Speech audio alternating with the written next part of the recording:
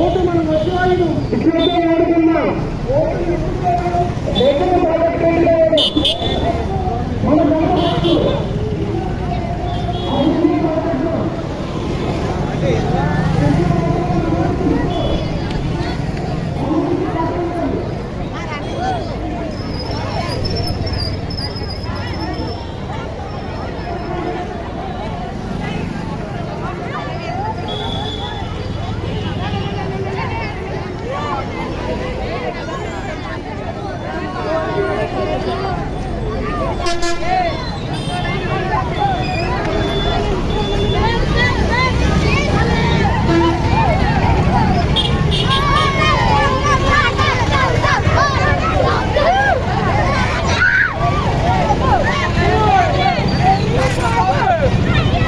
తెచ్చుకోక చోటు, అమ్ముకోక ఓటు, తెచ్చుకోక చోటు, ఓటుకు నోటు, వ్యవసాయానికి చేటు.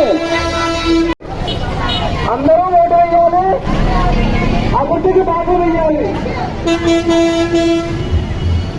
ఓటు నియంత్రణ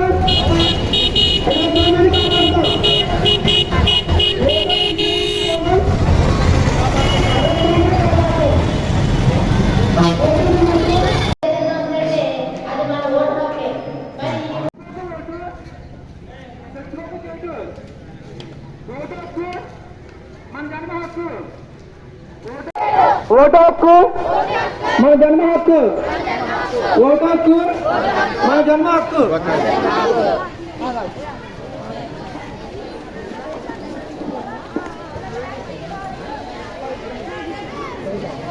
Like voting, I vote for sure. Sure is a continuation of last year's theme, emphasizing the importance of participation. ప్రజాస్వామ్యంపై విశ్వాసంతో మన దేశ ప్రజాస్వామ్య సాంప్రదాయాలను నిలబెడతానని మతం, జాతి, కులం, వర్గం, భాష లేదా ఎటువంటి ఒత్తిడులకు ప్రభావితం కాకుండా ప్రతి ఎన్నికలలో నిర్భయంగా ఓటు వేస్తామని ఇందు మూలంగా ప్రతిజ్ఞ చేస్తున్నాము. Happy national voters day. జనవరి 25న దేశవ్యాప్తంగా 15వ జాతీయ ఓటర్ల దినోత్సవాన్ని జరుపుకోనున్నారు.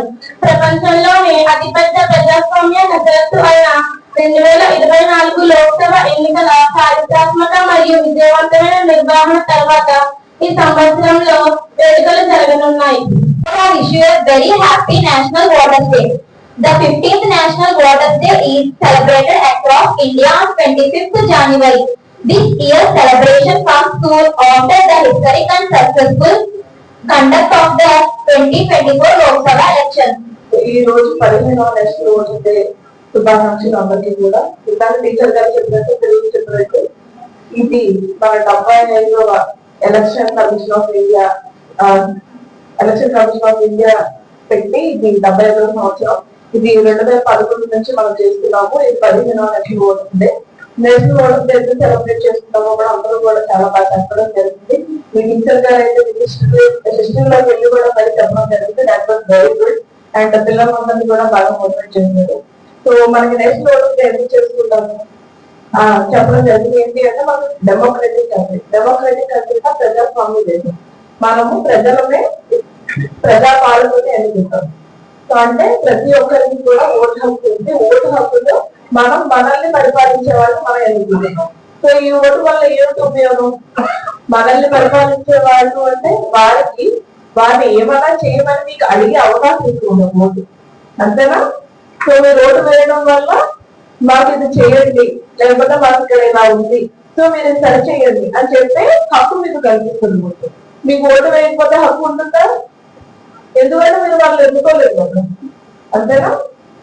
సో మీరు ఎన్నుకుంటే వాళ్ళని అడిగే వాయిస్ అనేది మీకు వస్తుంది. అందుకనే ప్రతి ఒక్కరు కూడా ఓటు హక్కు వినియోగించుకోమని చెప్పారు.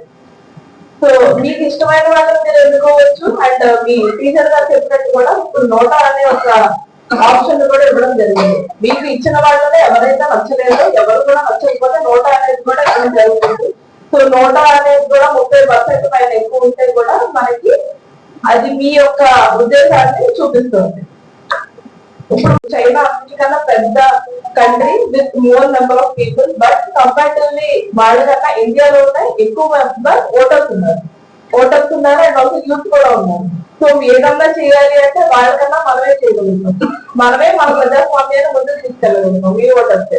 సో ఇప్పుడు మనం పిల్లలతో ఎందుకు చేస్తున్నాము అంటే ఇక్కడ ప్రతి ఒక్క ఇంట్లో ఎంతమంది ఓటర్లు ఉంటాం, దగ్గర 30 నుండి 40 ఓటర్లు ఉంటాం. సో మీ యొక్క ఆలోచనలు, ఎందుకంటే మీరందరూ యూత్, మీ ఆలోచన అనేది మీ తల్లిదండ్రుల కన్నా కొత్తగా ఉంటుంది. సో మీ ఆలోచనలు మీ తల్లిదండ్రులకి వెళ్ళి చెప్తారు, వాటిని మీరు ప్రభావితం చేయండి, వారు మిమ్మల్ని ప్రభావితం చేయడం కాదు. సో మీ యంగ్ ఓటర్స్ మీ తల్లిదండ్రులు ప్రభావితం చేసి ఇట్లా ఉంటుంది ఓటర్స్ ఇలా చెప్పారు మాకు. సో నెక్స్ట్ వచ్చే దాంట్లో ప్రతి ఒక్కళ్ళు కూడా ఖచ్చితంగా ఓటు వేయాలి. ఎందుకు ఓటు వేయాలి? మనకు నచ్చిన ప్రజాస్వామ్యంలో మనకు నచ్చిన వ్యక్తిని ఓటు వేసుకుంటే మనకి వాళ్ళు బాగా పరిపాలిస్తారు, మన చిత్తగానే వాళ్ళు చేయగలుగుతారు, అంతే కదా. సో ఇప్పుడు ప్రతి ఒక్కళ్ళు కూడా ఓటు వేయాలి. మనం ఇలాంటి కార్యక్రమాలు చాలా చేయాలని కోరుకుంటున్నాను. థ్యాంక్ యూ అందరికీ కూడా. ఈ కార్యక్రమాన్ని బాగా నిర్వహించినందుకు మా తహసీల్దార్ గారికి, ఎంఈఓ గారికి అందరికీ కూడా థ్యాంక్ యూ. సన్మానం చేస్తున్నారు ఇద్దరు వచ్చేయమన్నా శ్రీరాములు గారు.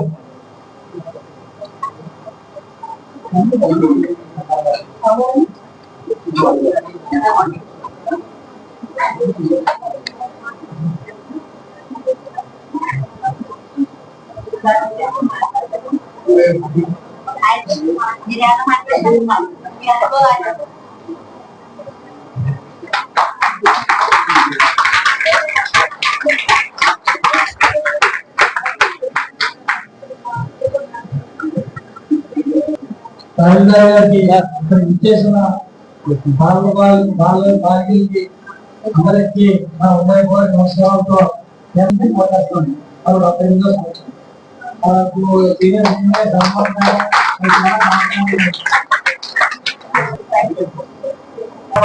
మన రాష్ట్రంలో తీసుకురావడం జరుగుతుంది. అలాగే ఎక్కడో మారుమూల కొండల ప్రాంతాలు ఉన్నాయని